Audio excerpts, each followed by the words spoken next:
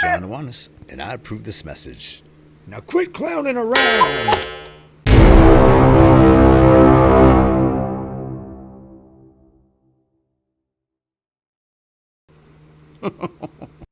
Hi, my name is Kenneth Gregory, and I am a school administrator.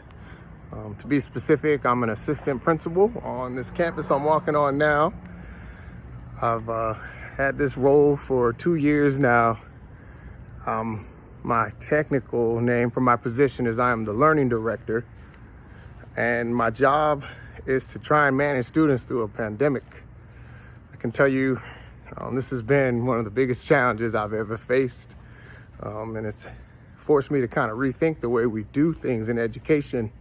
So I wanted to share some of my thoughts and my opinion on this new product that I was exposed to a few months ago, and talk about how I think it can impact education. So before I do that, I'm gonna kind of pan around, let you see this is what high school looks like in 2021. There aren't a lot of students on campus. In fact, you can't see any around. That's usually what it looks like here. Most of our students are working from home. We have about 1,300 students that attend our high school specifically. And this is what it looks like going in a classroom. So I'm walking into what a lot of our classes look like. You can see, actually I'll flip this around so you can take a look at the technology in the room. Because even though our students, a fraction of them are allowed to come back to our campus, they're not necessarily in front of a teacher. In most cases, they're still in front of computers. Let me walk you over to this desk. So this would be a teacher's desk. And this is what a teacher's life looks like at our high school. You know, they would sit down here and turn their camera on. The classrooms look like this. So our students have about 8 classes that are assigned to them. They click on one. I'll go ahead and close this, but I'll click on a class. This is what the classroom looks like. And then they join class. You know, our students aren't required to turn their microphones on or their cameras. So this is often what we see. First thing they do is turn the mic off, turn the camera off, and then they join the class. And this is what students look like to teachers. You know, it's just an image. We tried using their faces, but that didn't work. Students were embarrassed. They're often embarrassed about where they're at when they're receiving their education, and what other students might think about them. There's a bit of shyness that I guess occurs, a lot of peer pressure as well. The reason why I'm rambling on about all of this is the system that we're using now is not working. You know, I'm an administrator in my 2nd year, but prior to that, for the 5 years prior to that, I started an outreach program on our campus. We taught students restorative justice. And the whole point behind it was building relationships which connect students to classes. And this has been thrown out the window. Our teachers cannot connect with students in the way that they used to. And I don't think they ever will be able to do that again unless we are more creative on our ends as the educators. So before I taught students how to get along and manage the outreach program, I taught high school English for 10 years. And that was probably an eye-opening experience to discover the differences between how students access education.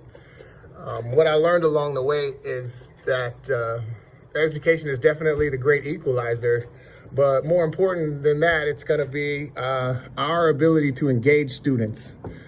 Our students like to have the information in front of them. They're used to using technology. A lot of our teachers are not. And what I learned as an English teacher is the better I was at incorporating technology in my room, the more engaged I was able to keep classes and then reach those students that often fall through the cracks. We are losing students right now at an alarming rate. And a lot of that has to do, once again, with the system we're using. The system is old and outdated. And as many of you may know, it moves really slowly. So when I sat down and spoke with Sean and a group of people that were talking about what they're able to produce, it started to sink in. You know, I got into this profession because I want to change lives and I want to impact young people and I want to provide education to everyone, not just those that have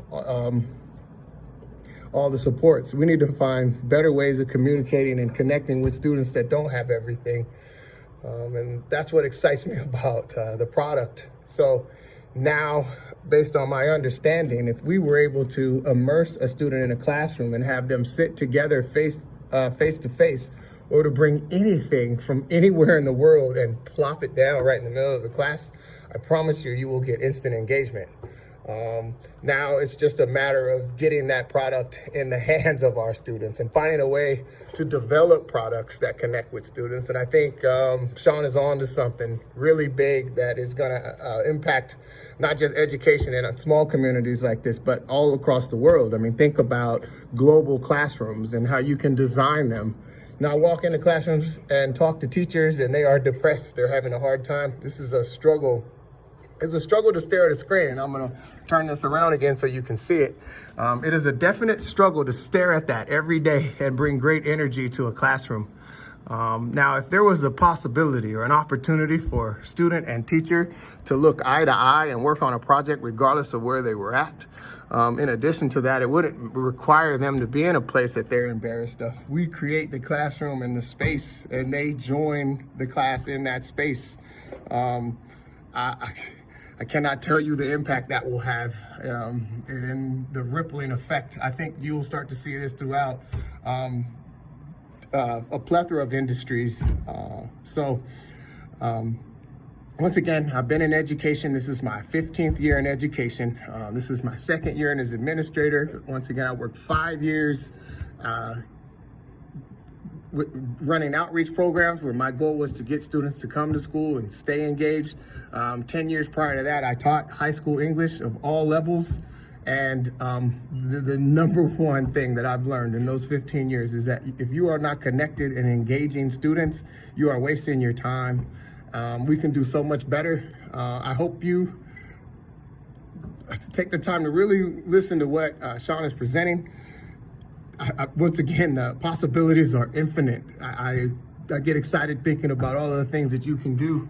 I'm a hiker. I would love to take a classroom of students on a hike and talk about things that we're learning about and then being able to point them out as they occur in the wild. I mean, I could ramble on forever and I won't do that. I just wanted to let you know how important I think this product is. So much so that instead of moving up the ladder and taking on a school of my own, which I think I was in line to do in the next couple of years, I have decided, I've opted out and I want to work full time. I want to commit my time to trying to make education equitable and exciting and engaging. I want to leave you with that word, engaging. Let's engage students together. I don't think there's a dime that could be wasted on this opportunity. So I hope that was helpful. I would love to answer more questions if anyone needs to know more.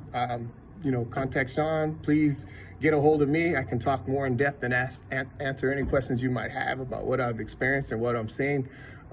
But just wanted you to know where I stand on it. So